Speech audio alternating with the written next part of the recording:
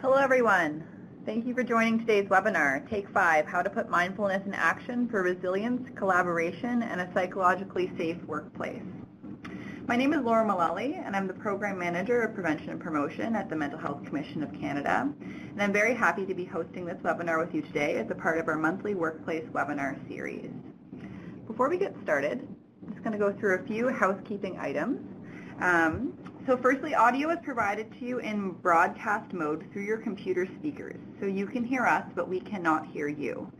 This webinar is also being recorded and will be posted on the Mental Health Commission of Canada's website in the webinar archive section following this presentation in a few weeks. If you do want a copy of today's slide deck or PowerPoint presentation, you can download it right now using the Files pod on the right center of your screen. So select the file name saying Take 5, How to Put Mindfulness in Action, and then click Download File, and it'll download onto your computer. I also invite you to send questions using the Q&A pod, which can be found on the bottom right of your screen. Questions posted in this pod will go directly to us here hosting the webinar today at the Commission, and we'll hold the questions until the end of the webinar and ask them in a facilitated Q&A session at the end. Finally, as a part of this webinar, MindWellU is gifting all registrants with a free trial to a 30-day mindfulness challenge. So if you registered for this webinar and consented to be followed up with by MindWellU, you'll receive an email with all of the details about that trial following this webinar. So without further ado, I'm pleased to introduce our guest speaker today.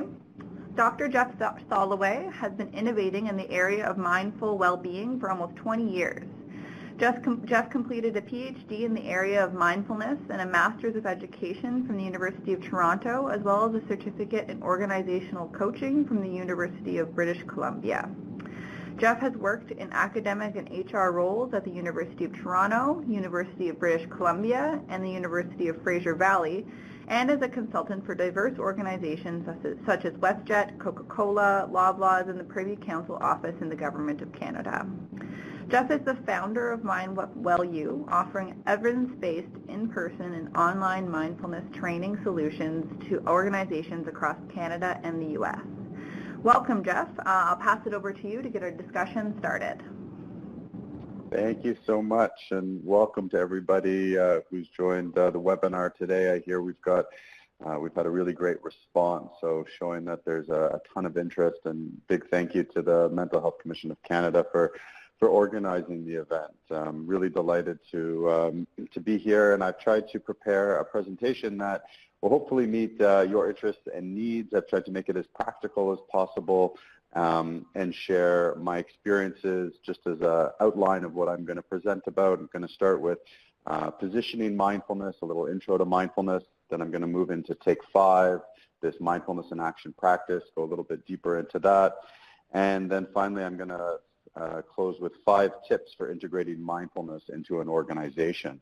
All the while, I'm going to weave in some of the factors from the Psychological Health and Safety Standards from the Mental Health Commission of Canada, as well as different anecdotes and data from case studies from working with clients. So if you do have questions, please put them forward, and we will look forward to getting to them toward the end of the presentation. That was my intro. So from obscure to obvious, there's lots of things that we've experienced and behaviors in our world that have gone from this place from obscure to obvious, and I'd like to talk about a few. Brushing your teeth. At one point in time, brushing your teeth was not a normal thing. It was actually quite bizarre to take this toothbrush as we come to know it now, and to actually use it multiple times a day and to brush our teeth. So at one point this was quite bizarre, but now we take it for granted. It's obvious. Seatbelts, another one. We used to drive cars and we just didn't wear seatbelts. They didn't exist. But now you can't even drive in a car without your alarms ringing off the hook, and soon they're probably not going to even drive if you're not wearing your seatbelt. If you were in the 70s and you saw people running down the road, you might question, where are those people? You might look behind them, actually, and see, who's chasing those people? What are they running from? We didn't even have this notion of jogging. But now, jogging is the new normal, and it's a very popular activity of physical exercise. Bike helmets.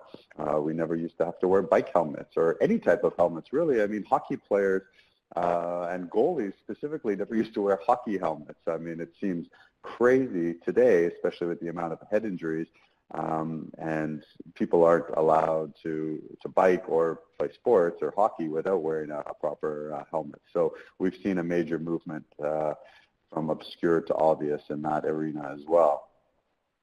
Mindfulness. So now we can look at mindfulness, and it's moving along that same trend from obscure to now becoming pretty obvious. And it's becoming mainstream. We see it on the front page of articles, magazines. We see it popular in elite athletes. We see it in public education. We see it in public health care. These are a listing of some of the clients that MindWellU that I work with over the past year. So we're starting to see that mindfulness is also becoming, moving from this place of obscure to obvious. And it's worth noting that there's a difference between a trend and a fad. And mindfulness is not just a fad. It's not the flavor of the month. And we know that because it's coming from a long history. Mindfulness actually comes from over 2,500 years old, from contemplative traditions, the roots of the practice. And it comes from a long history of even being in North America and research on the training as well. So I think we can say that mindfulness isn't just a fad that's going to burn away and something else is going to come up. I think it's more of a trend that we're going to see and becoming obvious. Another way that I like to talk about mindfulness is this new literacy. It's really a new way of reading the moment. And when I'm talking about reading the moment, in a couple ways I'd like to position that.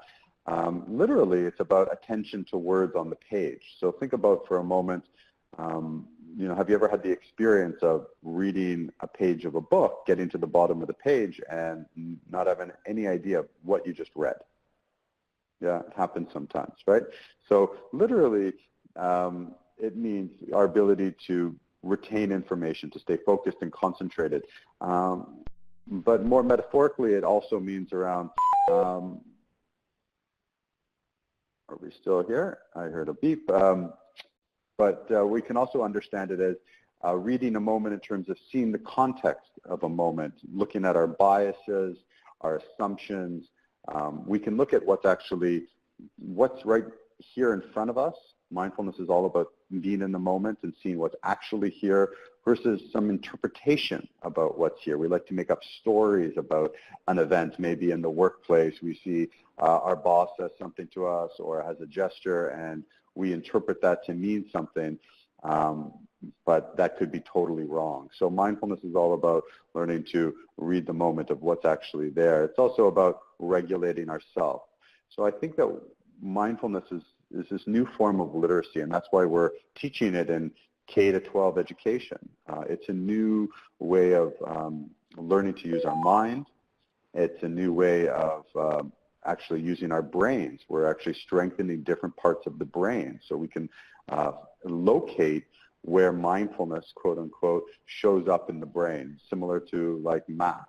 At some point we weren't very good at math, and then we developed those skills of math, and now we understand math to show up and light up in different parts of the brains. I think we're moving towards that same type of direction with mindfulness. Now, when you look at the inverse of mindfulness, we come to mindlessness. And when we talk about mindlessness, it's interesting. There was a study done out of Harvard in 2010, and they were looking at mind wandering and looked, how often is our mind wandering in any given day? And the study concluded that 47% of our day, our minds are wandering. And think about it for yourself. In the past 5 minutes since this presentation has started, where have you been? How much of that time has been focused solely just on being here in this presentation versus maybe opening up another browser, thinking about something that's coming up in the future or something that happened earlier this morning? So our mind is constantly wandering to different places, and we need to just recognize that. And now with the increase of all of our technology and how busy information is being passed and expectations, that's having an effect on our brains. And so mindfulness is this tool for helping us to slow down and rewire important parts of the brain so that we're not taken over by this mindlessness. Another indication that mindfulness is moving towards becoming obvious, and it's more of a trend and it's not a fad, is all the science that's backing it up. And perhaps you've seen some of the literature on the science of mindfulness, but this is just a graph illustrating the number of publications. This is from the early 90s, but it goes back to the early 80s, really, showing the first studies in mindfulness. And Dr. John Kabat-Zinn at the Center for Mindfulness at the University of Massachusetts Medical Center. And we can see that in 2016, close to 800 studies done on the area of mindfulness. There's been a huge flood of interest from across disciplines, looking at the benefits of mindfulness, looking at the impact on the brain, the structural and functional changes in the brain because of mindfulness. So this is all really looking at the benefits of mindfulness. It's similar to the way physical exercise grew, and at some point we didn't even realize physical exercise was beneficial for us. And this notion of mindfulness is really paralleling that trend and looking at the benefits of mental exercise. So we can really look at mindfulness as mental exercise as well.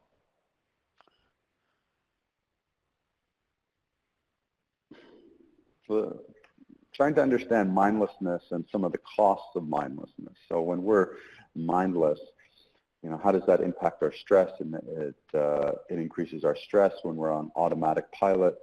We're more easily triggered. When we're mindless and we don't listen to our colleagues, how does that fare for us in our relationships? Often causes conflict. If we're caught up in stories or misperceptions about our relationships with people in the workplace or colleagues, bosses, often lead to conflict. When we're stressed, we can act out in inappropriate ways. If we're sick, we are not at work, we're absent. It could lead to errors and accidents. Just think about when we have slips, trips, or falls. Those are lapses in attention.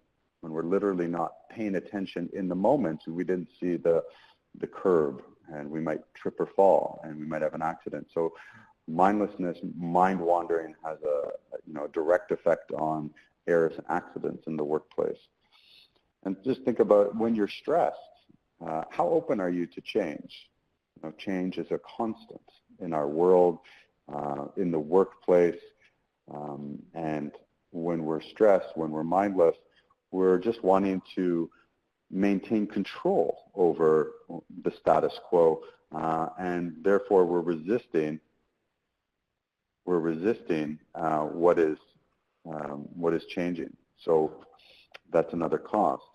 We're no longer as present. We've talked about the impact of presenteeism, as well as opportunities for psychological and social support. If we're mindless, we're literally missing the opportunity to be present and to connect with other people in our workplace, either in our teams or with the people that we're working with.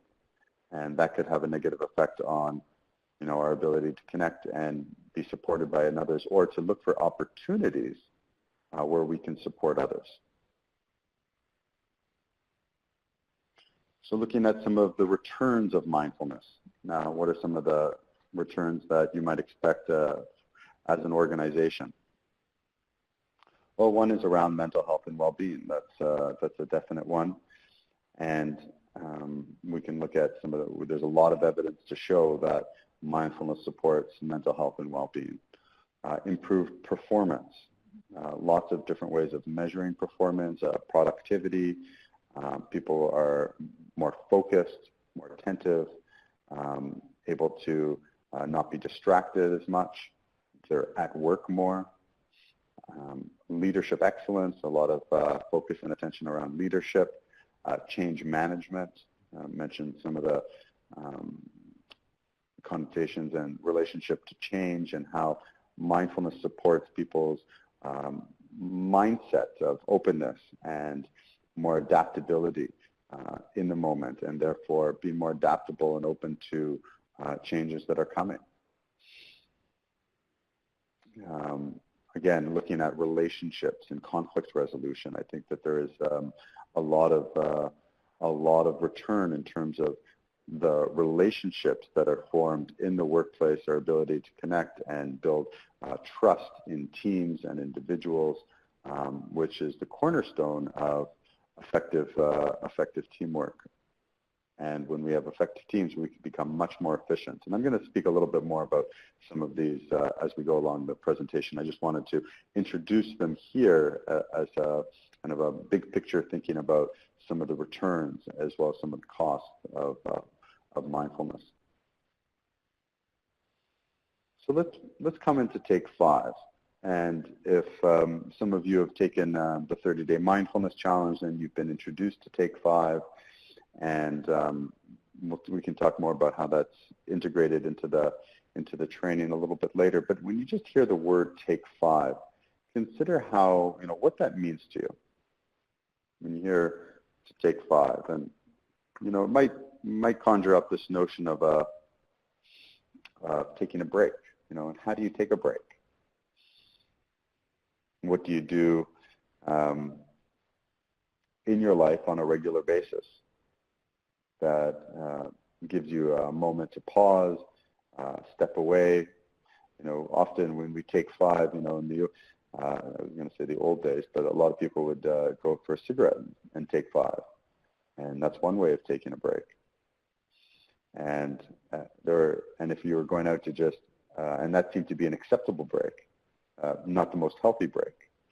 And now the proposition is that we need to learn how to take 5 in our lives on a continual basis, on a habitual basis, so that we can very seamlessly take these mini breaks and reset ourselves and come back into presence so that we don't get caught up in our mindlessness. Because mindlessness is going to creep in throughout our days, and we need to keep bringing ourselves back and retuning our brains for being more present, more aware, productive, and in relationship to ourselves and others.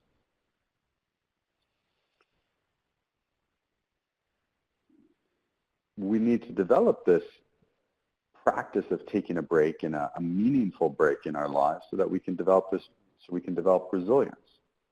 Resilience being the ability to adapt to stresses and adversity, which comes in all aspects of our lives.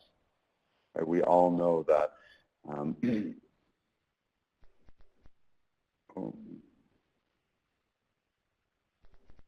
we still here? Oh, I think we just had a little glitch, but I'll start my webcam again, not a worry. Hi, Jeff. Yeah, we can still hear you fine, but we're also having an issue on our platform. Let's just give it 1 second to see if it refreshes. We do have a lot of participants on the line, so I'm wondering if that's starting to slow the platform down, but we haven't reached capacity. So let's just give it 1 second. Are you able to see on your screen now? Yeah, I'm back. Okay, great. It came at a good time because we're able to be resilient and bounce back from adversity. And we have this well within us. And I think what we all have, I think what we can all appreciate is that life is going to throw curveballs at us. It's not going to go smooth and straightforward. It's not even going to go the way that we expected it to, either in our personal life or in our professional life. And therefore, we need to learn to adapt, and we need to be resilient to these changes that are taking place. And this isn't easy. And so we need to have practices that help us be more resilient. And mindfulness over and over again has been shown to develop this resilience. It's this way of like emptying ourselves in a sense so that we can fill up again and have this resilience to adapt and bounce back. You know, we need to develop tools, a Take 5 practice, which is going to be adaptive versus maladaptive. And this is in terms of coping, because we all have these maladaptive ways of coping, and that might be, you know, I mentioned smoking, it might be drinking, it could be other forms of addiction, ways of coping with the stresses of our lives. And what we need to develop are these adaptive ways of coping that help us rebound quickly, that help us learn from difficult situations versus just trying to get through them or resist them. And that's the proposition that's why we need to develop this Take 5 practice in our life. And everybody really needs a Take 5 practice, and everybody has a Take 5 practice. We all have things that we do in our lives that we turn to when the going gets tough, or even just on a regular day. It's just important to question what that practice is, maybe add a new practice into our life, or customize what we're currently doing with a few strategic things that are going to be really helpful. And that's where mindfulness can fit in, because we can build in some principles or a new practice of a mindfulness-in-action practice, which is Take 5. And I'm going to take you through that right now. And this is a Take 5 practice that we teach on the 30-day mindfulness challenge. It's got 5 steps to it. I'm going to walk you through all 5 steps pretty slowly so that you can get a sense of it. And this is the core practice that we try and teach you on the training. And really the number one goal of the mindfulness challenge is to develop a sustained and customized Take 5 practice. So over the time, the whole point is for you to be able to teach it to yourself and to guide yourself through it so that you're not dependent on me or on a recording to be able to do the practice, because we like to say mindfulness in action and Take 5 is not a practice that we need to go into a quiet room to do. We don't need to close our eyes, sit on a cushion, put our hands in any specific positions. This is a practice that we can do right now in the moment while delivering a webinar, while in a difficult conversation, perhaps you're in a meeting. There's always opportunities to do this practice, to integrate it into your everyday life. So let's get started and see about step 1. So step 1 is about noticing the cue. And what we do, this is an important step, because the most difficult part about mindfulness is remembering to practice. Mindfulness is all about being in the present moment, and what's really difficult is that we constantly forget to do our practice. We forget to realign ourselves with the moment. We get caught up in our head. We're very mindless throughout the day, and we can just go, and we need to remember. So we set cues in our day, and here's an example of checking your email.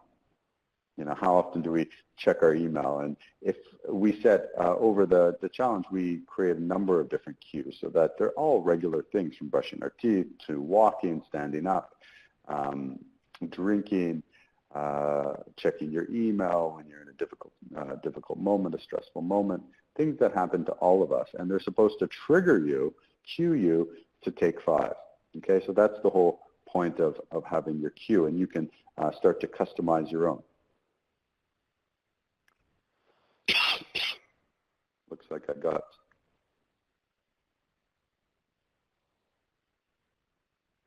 I'm just going to catch up here. So I got put back in the slides.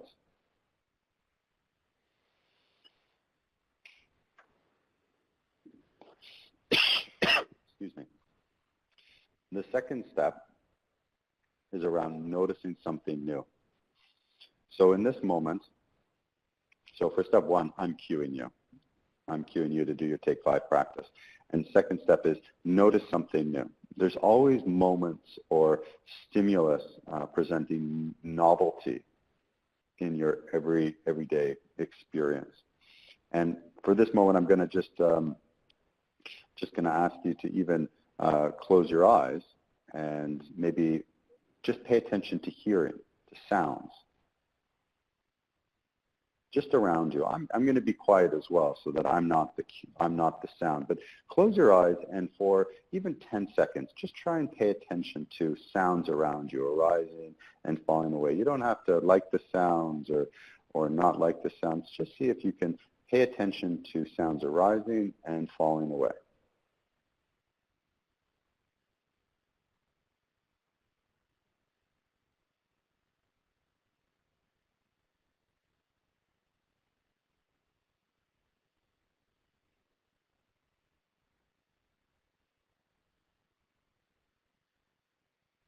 So we're bringing our attention back to something that's happening in the present moment. We're bringing our senses, our sense of hearing, and noticing something new. We can notice any sense. So it could be sight, noticing novelty in our sight, or noticing something new in our colleagues who we're working with.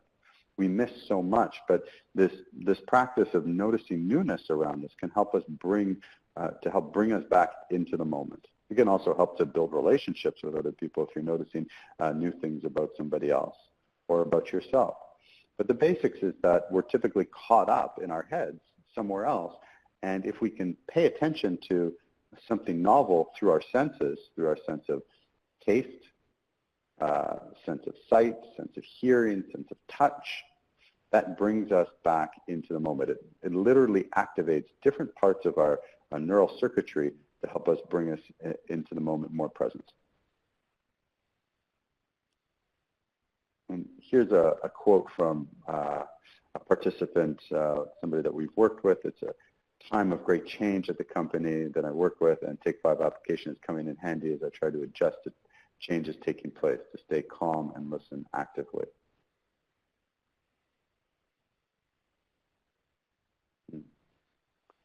So I think that was just an example of also change management and staying open to novelty. Noticing the body. That's step 3 of Take 5. Noticing our body. It's an incredibly important part of mindfulness, and it can definitely be integrated into our everyday at work because we always have our bodies, but we rarely pay attention to them. So in this moment, I'm going to invite you to just tune into the body. Maybe you feel your feet on the floor, the touch points with your shoes. Maybe you can lift and lengthen up through the spine.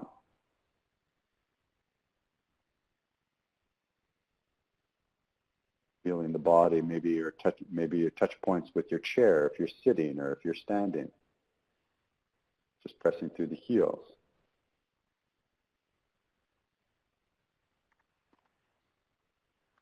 I'm just taking a few moments to feel into the body. And when we feel into the body, this is really important for a number of reasons, both for just bringing our attention back into the present moment, but also noticing cues in the body.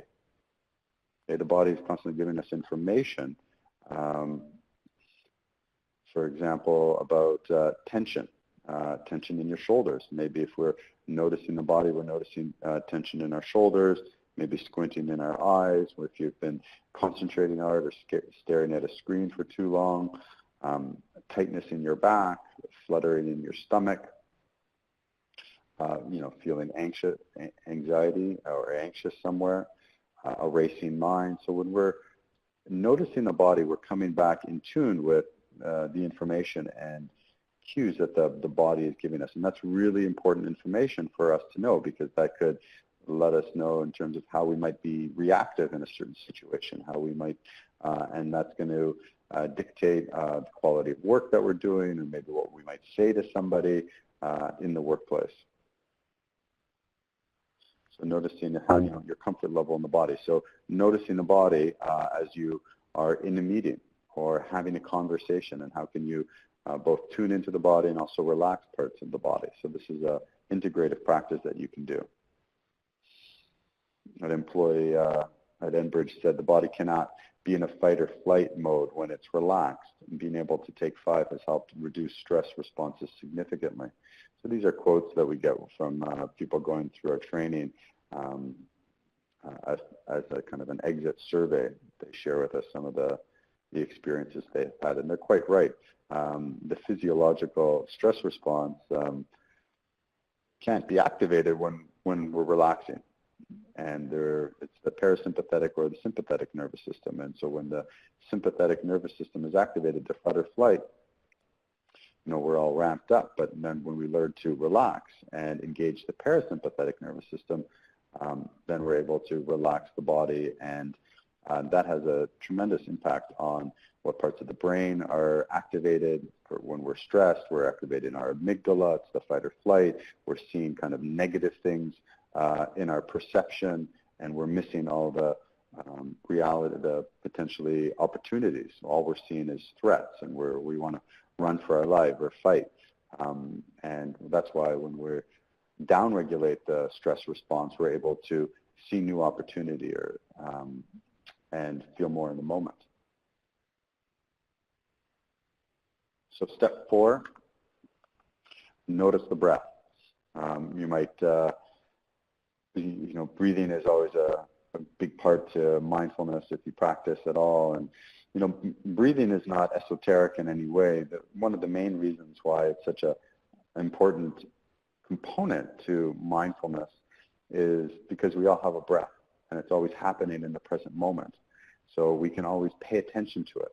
It's just a good point to pay attention to because it's always arriving and falling away. So in this moment, I'm going to ask you to notice one complete breath, moving into the body and moving out.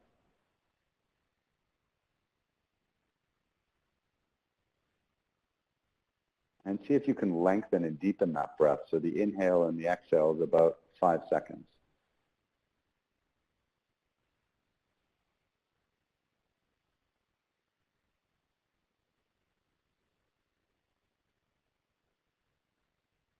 And here's the challenging part. See if you can take 5 breaths like that. So the inhale and the exhale counts as 1 breath. And see if you can take 5 breaths like that.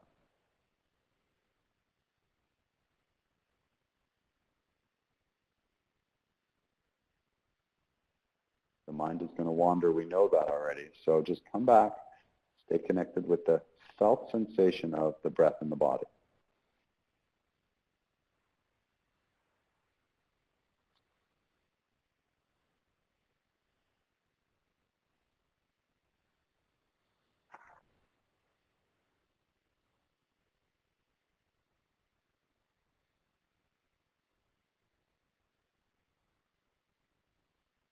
And we can always stay connected with our breath as we continue throughout the presentation, throughout the day. It's one of the most powerful tools that we have in our arsenal is breathing and learning to connect with our breathing. It helps us through the most difficult of times is when we just come back to take it 1 breath at a time, because in life that's really all we have is we can just take it 1 breath at a time when you break it right down. So it's always there for you to stay close to, and it also has this tremendous physiological benefits for relaxing our body and bringing it back into homeostasis.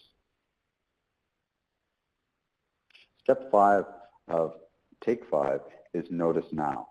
So we've got notice the cue, notice something new, notice the breath, notice the body, and notice now. And notice now is all about noticing what's in this present moment now. What can you see that's present? It's noticing your mindset as well. A mindset of, with mindfulness, we're trying to cultivate a mindset of non-judgment, of openness, of trust, and patience. So whatever situation has arisen in the workplace, maybe you're in a conflict situation with a colleague, and can you notice, what's the situation? What's your mindset? Are you judging something? Are you being impatient? How open are you being in this moment? So noticing now is about noticing what mindset you can bring into the present moment. It's also noticing how you feel in the body, or what's present for you, and how can you bring the same mindset of non-judgment or openness of patience to yourself, not just others. So we're always cultivating this kind of caring or compassionate attitude to both ourselves and to others. Here's a couple of quotes that I thought were relevant. Connection is the energy that is created between people when you feel seen, heard, and valued, when they can give and receive without judgment. Psychological safety is shared belief held by a member of a team that the team is safe for interpersonal risk-taking. So again, how we're relating, these are connected with relational practices of mindfulness and how it affects us in teams and how our mindset, and we bring our mindset into working with others, can create strong, effective teams. When a colleague is saying something frustrating in a meeting, I am more aware of my reaction to them. I can manage my reaction better and approach the situation with openness and curiosity to gather context and solve the problem. So this is huge. We probably experiencing these moments on a daily basis, and how aware we are we of our reactions? And look at what happens when we are. We all of a sudden see new opportunities. So I'd like to move on to the third kind of component to the presentation, tips for implementing mindfulness into an organization. I'll do my best to just share some stories from my experience and where I see as really best practices for implementing mindfulness into an organization. We've seen a big trend of mindfulness coming into the workplace. You know, we started by seeing mindfulness in medicine and healthcare, in mental health. We've seen mindfulness move into education, and I think over the last 5 years, we've seen a big trend of mindfulness into the workplace as well. And it is a unique context, and every time it iterates into a different context, it needs some customization. So the number one tip is, I think that it's really important to use a whole company approach.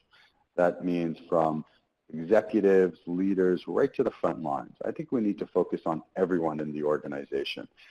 There's a lot of trainings out there that might just focus on executives, and they go out and it's intensive training for the top 10% in the organization, leadership development.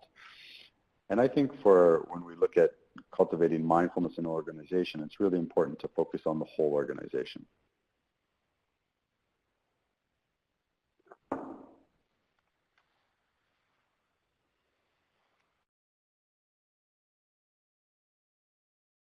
Excuse me. And that's not an easy thing to do, because there's financial considerations, and how do you start to reach an organization that has thousands of employees and they're distributed. And that's where I think it's important to start to get into trainings that use a blended approach, both online and in person. So I do think that when we're really trying to make a concerted effort for integrating mindfulness into an organization, it really needs to come at a whole organization approach. Everyone, not just the top, not just the people on the front lines, but everyone. And I'll further explain that. For the Mind Well You model, we use this model to help break it down. That MWU stands for me, we, and you. The me is we're targeting practices at the individual level. We want the person to adopt mindfulness for themselves, for their personal and professional life, practices that relate to themselves. We also want to provide training and practices for the relational aspect of the work. Most of our work is done in relationship with others. Most of life is in relationship to others. And so we need to cultivate mindfulness not just as a solitary practice, kind of sitting in our own bubble, but also how do we cultivate the skills of mindfulness when working with others. As well as the you, the organization, stands for the organization, is how do we integrate principles and practices into our policies as an organization. So it's not just placed on the individual, it's not just something the individual has to do, it's not just something that needs to be practiced in teams, but also from more of a systemic level, how can we integrate mindfulness? It's a very holistic approach. I'll use an example. You working around workload management. This is one of the factors from the psychological health and safety. And mindfulness shifts one's relation. So how do we how do we adapt with workload management? And from a me perspective, mindfulness might shift one's relationship to the work. So people might feel like they're overwhelmed with the amount of workload that they have, but mindfulness from a personal level can help them become more focused, efficient. From a we perspective, it could, when we learn practices for working in a group, we can make the team more efficient, and therefore that helps to reduce the workload. And from a you perspective, it's influencing cultural norms, policies and procedures around workload expectations and balance. One trend I've seen or we've heard about more and more is like emailing after work hours. That can have an effect on people's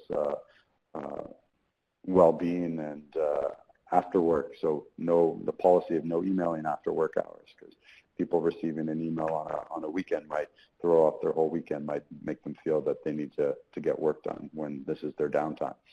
So just an example of how we can work on all three levels, the me, the we, and the you, the organizational, when we're looking at integrating mindfulness. And this is big picture thinking, but this is where I think we're going in terms of a successful and sustainable integration of mindfulness into an organization for shifting the culture.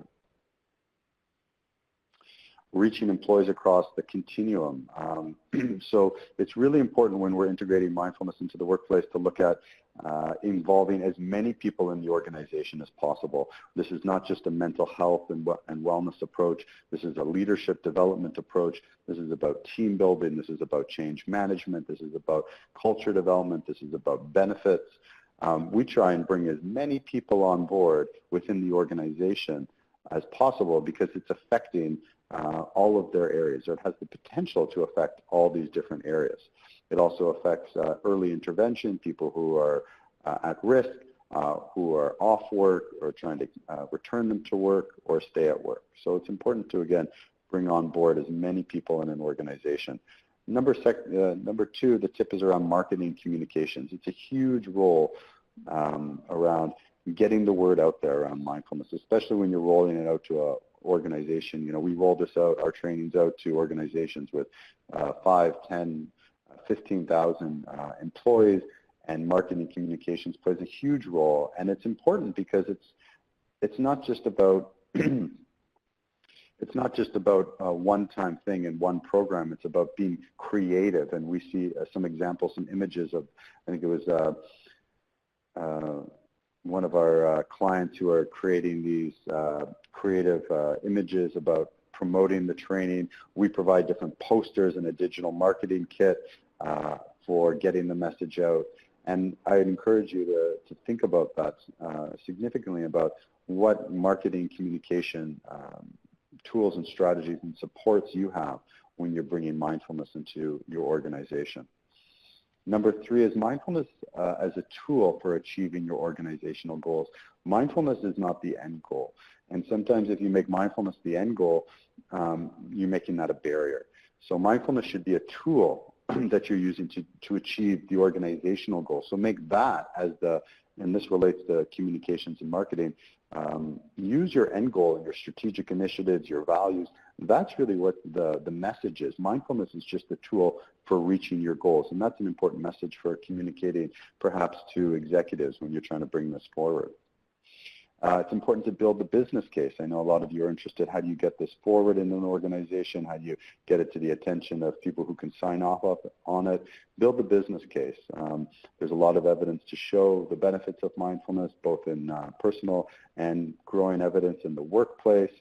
We do a lot of research. We partner with different organizations. I'll mention some studies in a moment about bringing mindfulness and doing studies. We also provide an HR dashboard. This is an example of an HR dashboard of one of our clients. So when organizations go through our 30-day mindfulness challenge, they get to see how many people are going through, what are the outcomes people are experiencing. We have 2 surveys that we integrate in our training. So I think that that's an important component to build into your implementation strategies, to get some feedback and some knowledge about the ROI on your intervention.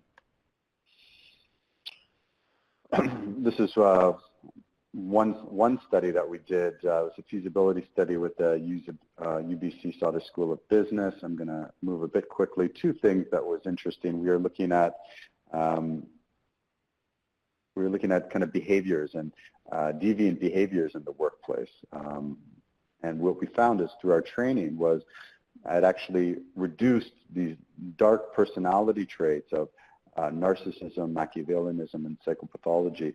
And because those are all things that are associated with counterproductive or deviant workplace behaviors. We also saw a reduction in deviant workplace behavior. So mindfulness actually might have this benefit for how we're relating to others. It makes sense that it would, but it's still trying to build the scientific case for how it affects people's behavior in the workplace.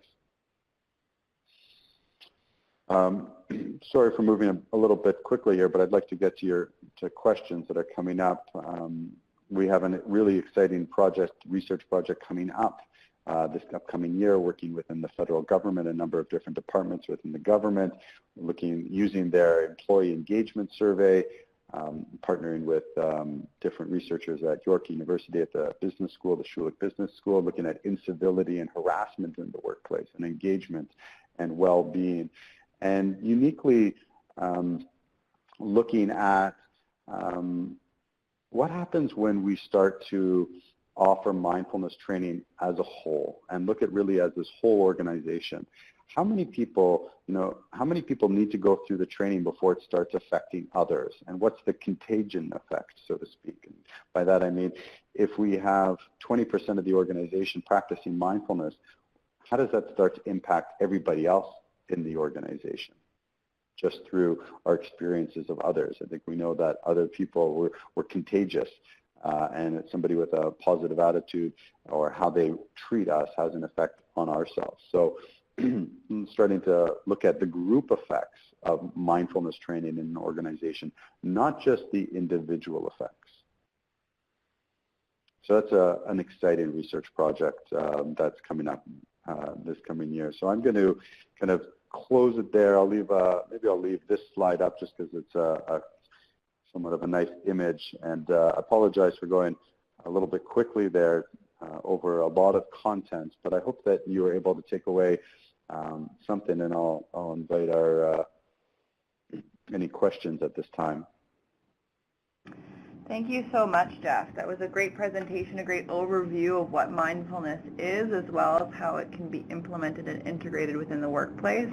I must say also personally, sometimes hosting webinars can be a bit of a stressful technical experience, and taking 5 through that process was lovely.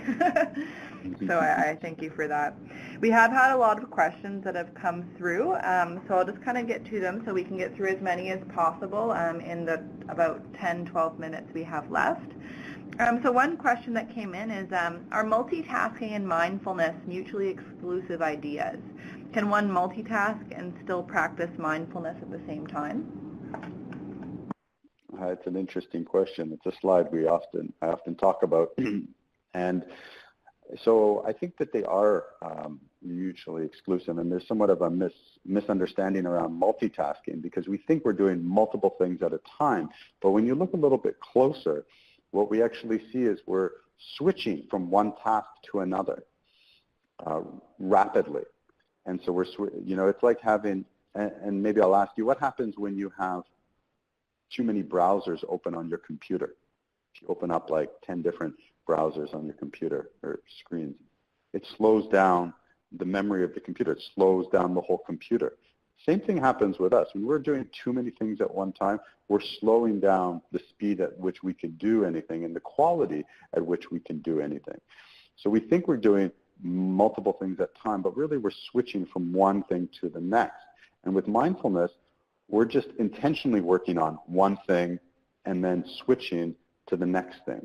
So it's this practice of working mindfully is like opening a window, working on something, and then closing it when you're done, and then opening something else, versus trying to juggle too many balls in the air, and that's slowing down our RAM, and it's affecting the quality of our work. Thank you so much. Another question is just kind of about the sustainability of practicing mindfulness. It's one thing to start it, but it's another thing to keep it sustained. How do we convince employees to practice daily and not just stop after a few days? And do you have any tips for sustaining this practice? It's a really good question, and I think what we've seen from a traditional sense of learning mindfulness, it's been a meditation practice. You've gone through maybe a mindfulness-based stress reduction program, an 8-week program.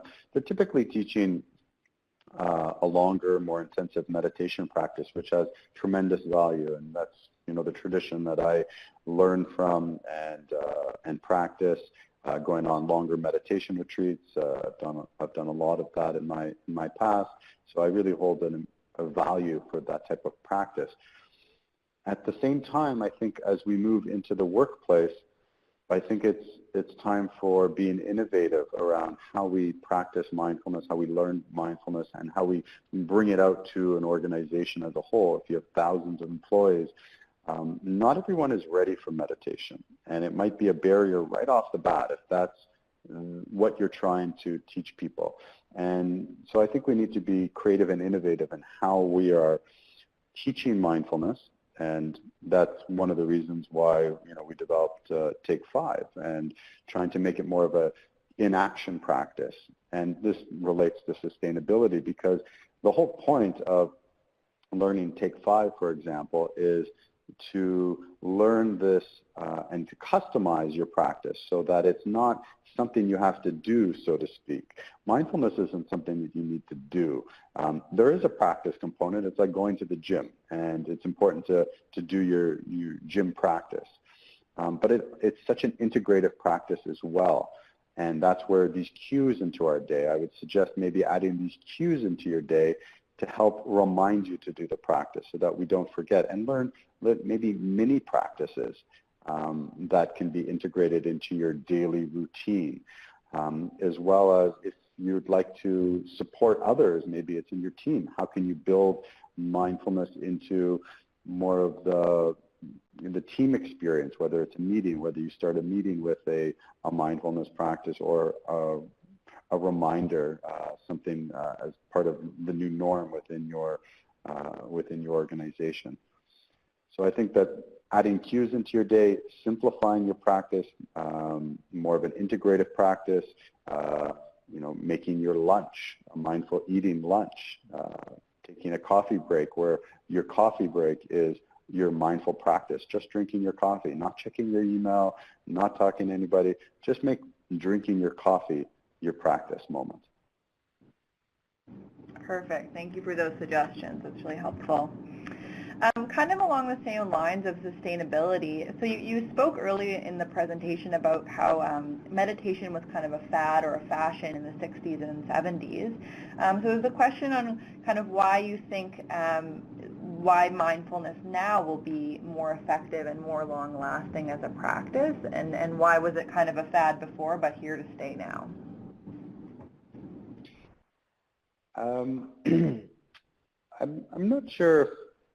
In terms of a fad, I'm not sure if meditation itself was a fad, so to speak. I think it's moved out of a fad in some ways because it's had this lasting effect. It's been around for a long time. Fads come and go really quickly, whereas trends last. And I think what we see is mindfulness and meditation has lasted over time. And so I think it's moving into something that is more stable and not going anywhere. And mindfulness is not going anywhere because it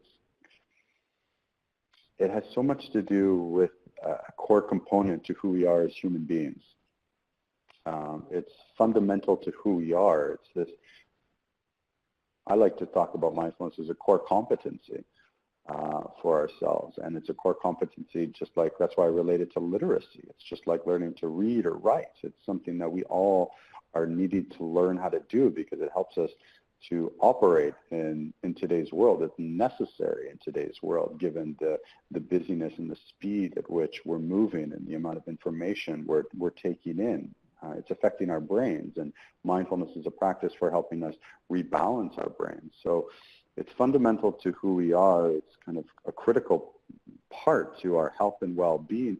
And it's just a way of understanding our minds and our brains. I think that we're constantly learning new things about our brains. Things are moving from obscure to obvious, as I mentioned at the start of the presentation.